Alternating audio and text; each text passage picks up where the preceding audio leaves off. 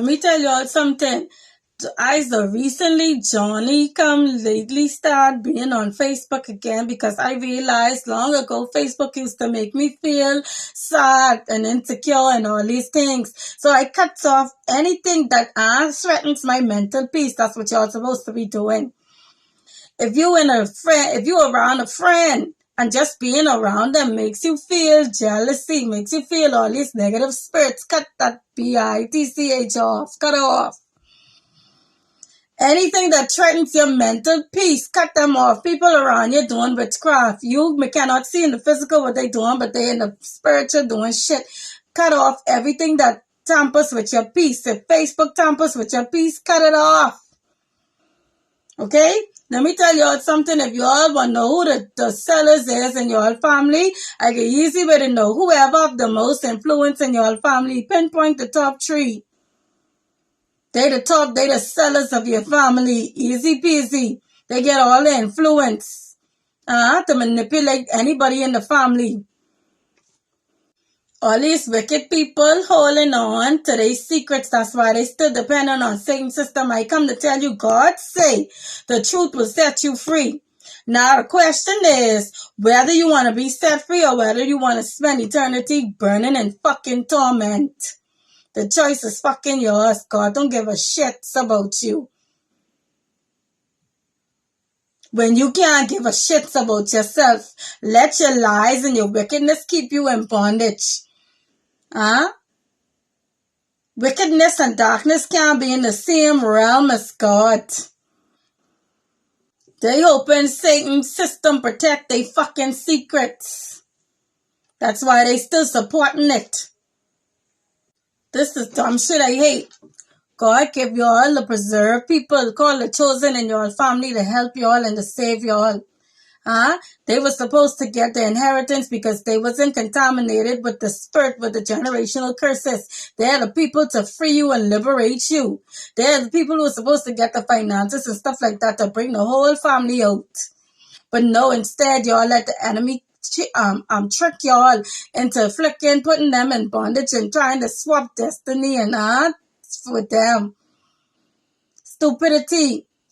Meanwhile, supporting other generational cursed family members in your family who can't help fucking you when Satan tear off your head.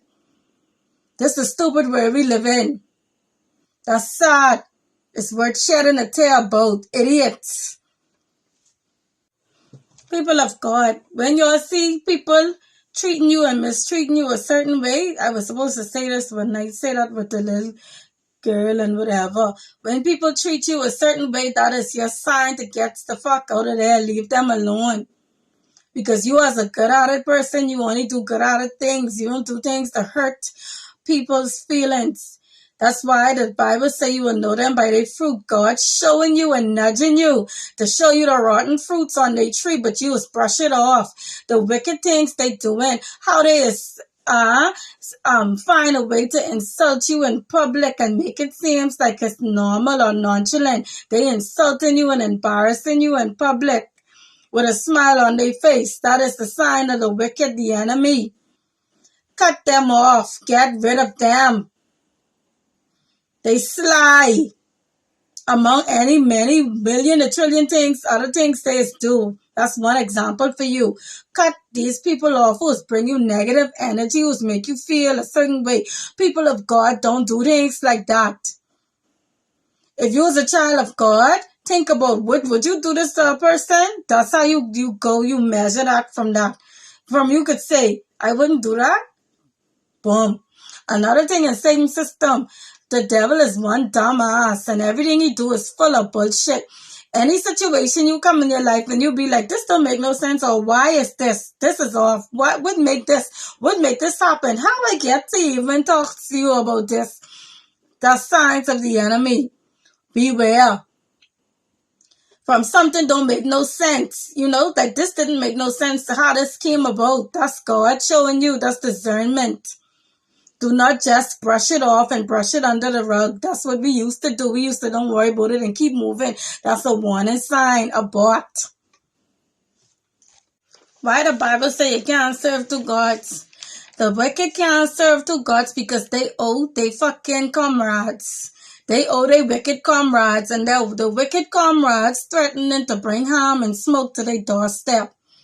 This is why if God calling and knocking on their heart to do right, to make right choices and right decisions to help somebody, they cannot do it because they hand fucking tied. Fairy godmother, charming. Oh, you'd better have a good reason for dragging us down here, Harold. Well, I'm afraid Fiona isn't really warming up to Prince Charming. FYI, not my fault. No, of course it's not, dear. I mean, how charming can I be when I have to pretend I'm that dreadful ogre? No, it's nobody's fault. Perhaps it's best if we just call the whole thing off, okay? What? I mean, you can't force someone to fall in love. I beg to differ. I do it all the time. Have Fiona drink this and she'll fall in love with the first man she kisses, which will be charming.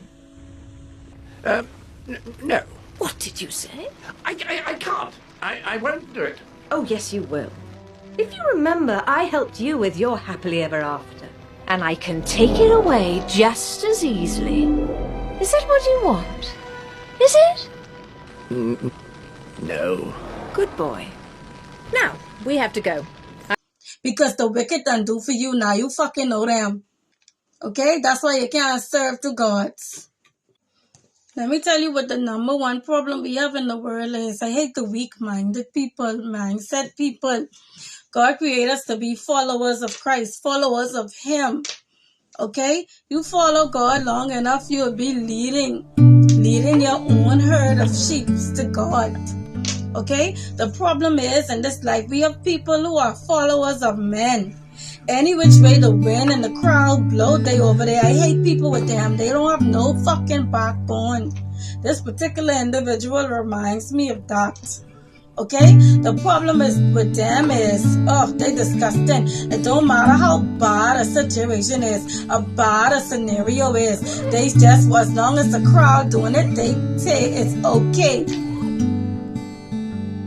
Also, I have some examples about how the wicked is, anyhow, coattail themselves and coach themselves into being wicked dogs. So Jaguar Wright is back with bombshell claims about how Diddy was the one who set up Nipsey for his tragic end. But get this, Diddy didn't carry out the job alone. He had an inside man or woman in this case, moving all the pieces into place and making sure that the plan went off without a hitch. And that inside woman was none other than Nipsey's own girlfriend, Lauren London. According to Jag, Lauren introduced Nipsey to Diddy, setting off a chain of events that ended in heartbreak. Fans are now re-examining Lauren's close ties to Diddy and whether she played a bigger role than anyone realized. Just how did Diddy and London get involved in the first place? And is she really capable of taking out the father of her kids? Well, it's time to find out. Speaking of the Angie Martinez interview, London also revealed that she attended a death seminar to deal with the loss. The only problem was that she did it way before Nipsey passed away. In my previous years, I went to a seminar about death.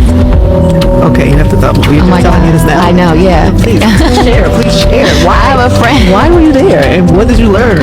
I learned that no one really dies, and that, it's just an experience in the physical form, and we're attached to our personalities, but that we're just souls, and that we continue and continue and continue. And if you have a spiritual relationship with someone on earth, you will have one with them when you leave earth. So I did this 2-day seminar on death. So This was how long ago? I had to be 25. What sent you there? Do you find that weird though? I'm weird. No, it's not weird that you would go. It's almost like you were preparing yourself for what you would have to Well, I told you I didn't have such a connection to earth. Even Angie couldn't help but find the situation weird. It's almost like she knew that Diddy was going to take out Nipsey at one point, and she came up with this whole thing about souls getting to live on to ease her conscience. In fact, some fans are wondering if that's why London introduced Nipsey to Diddy in the first place. See, Nipsey didn't have the connections to end up in a room with Diddy, but for some reason, London did, and she made sure to play her part. Thanks to her efforts, Diddy managed to infiltrate Nipsey's life. In fact, a lot of folks might not know, but Diddy worked on Nipsey's last album, Victory Lap. Turns out Nip asked him for his help, and Diddy agreed. But according to Jaguar Wright, the real culprit might have been someone else all along, and that's Lauren London. According to her, Lauren was a pawn working for Diddy, and her job was to keep Nipsey in line. In fact, Jag said that women like London exist in the industry for this purpose only. It's how he used Cassie as well. Lauren hasn't been through it. What she did was usher Nipsey Hussle through it. No different than my cousin Faith did to Christopher Wallace. These women are used as pawns to move people around, to line people up. Sons of a bitches, they easy. They believe they the same ones who have the bitch fathers. Huh? Children of Satan's contaminated. The problem with them is, when will they ever stand firm in their own lane so that God could use them and revelate them, and they revelate them and answer the call of that God upon their life? They could never do it because they following men, whatever the crowd is. I hate to see that. Oh, everything shifting they right there. I'll kill them all off spiritually, to be honest. They a waste of time, garbage. God is calling them kind of people higher. Stop fucking following the crowd. Follow God! This has been Chris, your girl Chris from Love Gone Viral.